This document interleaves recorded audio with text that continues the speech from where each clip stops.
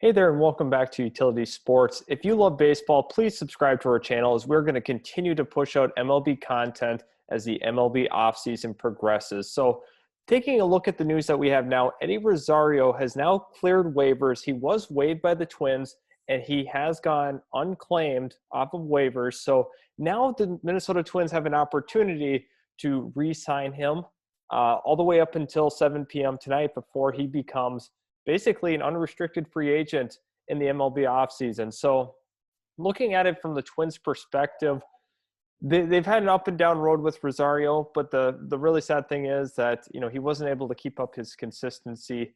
The one nice thing he did this year was upped his walk rate to I think it was around 8%.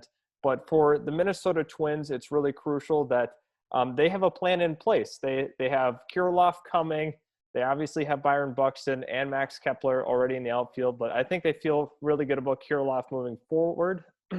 But kind of looking at some of the other options that Eddie Rosario might have on the table, I'm going to bring up two teams that I think make sense for him to ultimately increase his value, I guess. So the first one is looking at the Detroit Tigers. And if we look at what the Tigers have done, they actually brought in two free agents from Minnesota in the past here with Jonathan Scope on a 1 year, and we saw CJ Cron on a 1 year deal with the team. So Detroit's not afraid to take some flyers on guys and potentially trade them at the trade deadline once they, get their use out of him and, they're able to flip them for draft assets or prospects.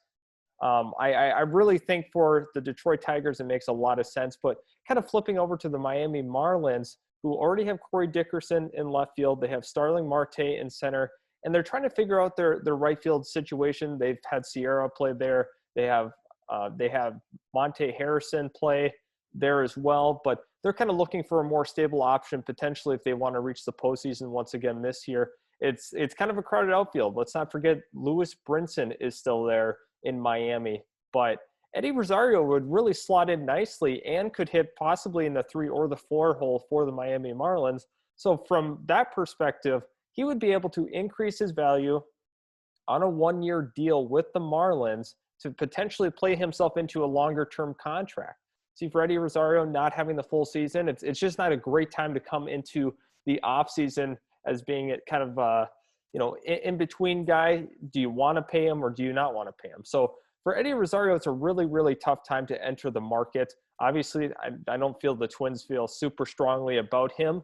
Obviously, they wouldn't have waived him if they felt like he was going to be a guy that could stick around long term. So I'm not sure if this is going to get done. I don't know if they're going to be able to re-sign him for what he's commending, but he has some other options on the table. There's maybe a couple of contenders that might be buying in on him. It kind of depends. Also, let's monitor the Houston situation with Brantley and some of their other free agents that they have. So that could be a destination that is kind of under the radar right now at this point. But Eddie Rosario, once again, had a big year last year, the 32 homers, 109 RBIs. He was 18th in MVP voting, which I know that doesn't sound great, but he had a phenomenal year, arguably the best in his career last year in 2019. But now he goes from pretty much on top of the world with the Twins to now being waived. So it's going to be a really interesting couple of hours here. We have it until 7 p.m. to offer him the contract. Otherwise, he becomes unrestricted. He can sign wherever he chooses. So just keep in mind that Detroit and Miami might be looking for a bargain bin free agent like Eddie Rosario. It kind of depends on what his number would be for Miami to be there. But we have to remember as well that Chen is now no longer on their books. They had Chen on for I think it was $23 million all year long last year.